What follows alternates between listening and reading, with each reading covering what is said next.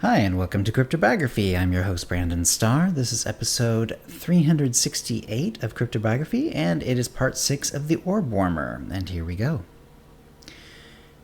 She woke up early and went immediately to the stone. It was still warm. Thinking silently on what that meant, she went to the kitchen to start the day. She made the family breakfast. Part of her very badly wanted to stay home, experiment on her stone. But they needed the money, and something told her it would be a good idea not to draw attention to the fact that she had successfully warmed something other than an orb. They ate their breakfast in the usual near silence. She hugged them and went to work. It was harder than it had ever been focusing on the glass orbs to warm them. She barely managed 6, which put her below the median. She knew her sterling record could protect her, but not for long. Everyone had an off day here or there, but make it a habit and they would fire her. But she just couldn't stop thinking about that stone warm in her bureau drawer.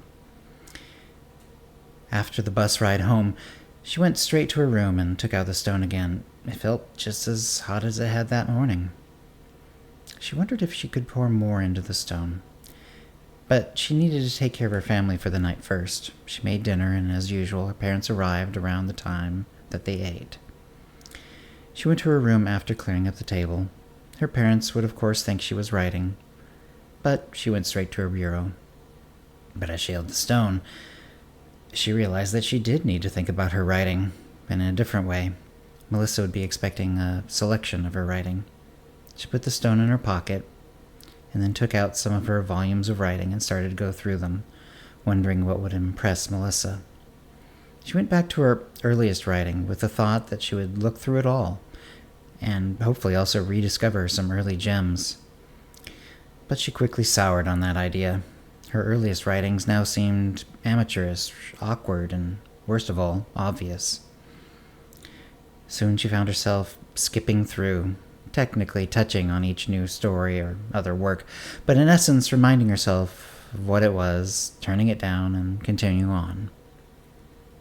Only until she got halfway through her stacks of writings did she find anything even worth thinking of showing Melissa.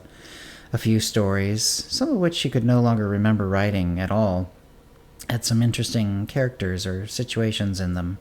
This forced her to read more slowly. She didn't know what she was hoping for. She thought that Melissa might be able to get her in touch with publishers, though she'd made no such promise. And if she was being honest with herself, she wanted to impress Melissa with good writing. She kept reading and skipping, and then in the last year's worth or so of writing, she finally found some stories she genuinely thought were worth showing to Melissa without too much change. Happily, she had long since written with empty lines in between each line she wrote, so she could make edits and changes.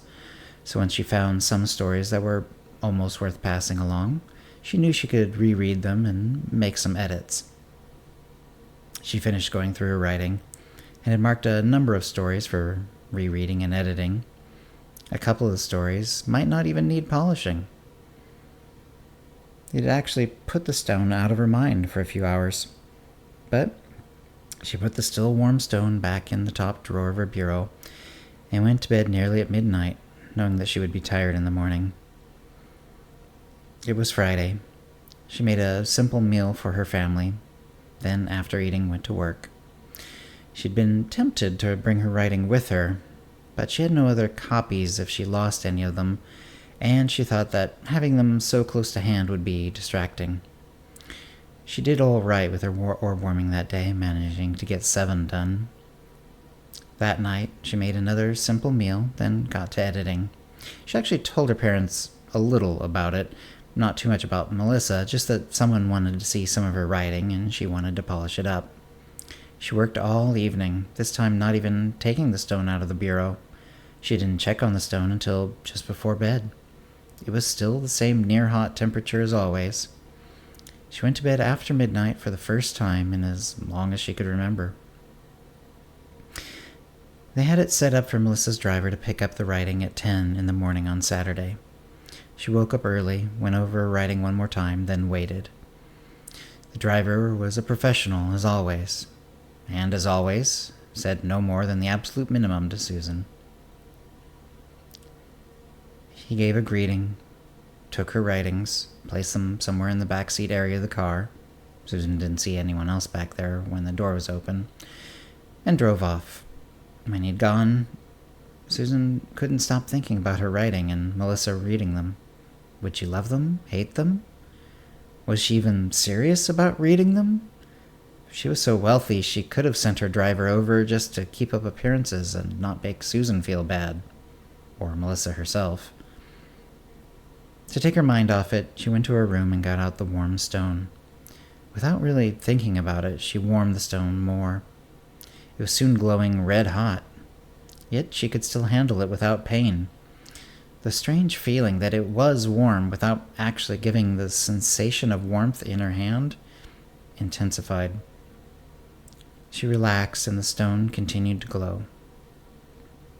What would she do with this? Even if she didn't warm it any further, it would glow for probably days, possibly weeks. She put it in the drawer under a pair of socks and resolved to think about it later. And that's the end of the episode for this week. If you have any comments or questions about this episode or previous episodes, cryptobiography@gmail.com, or hit us up on Facebook, Twitter, X, or Mastodon. And thanks for listening. Words of music, copyright 2024, Brandon Starr, all rights reserved. Characters and events are fictional, fictionalized, or satirical.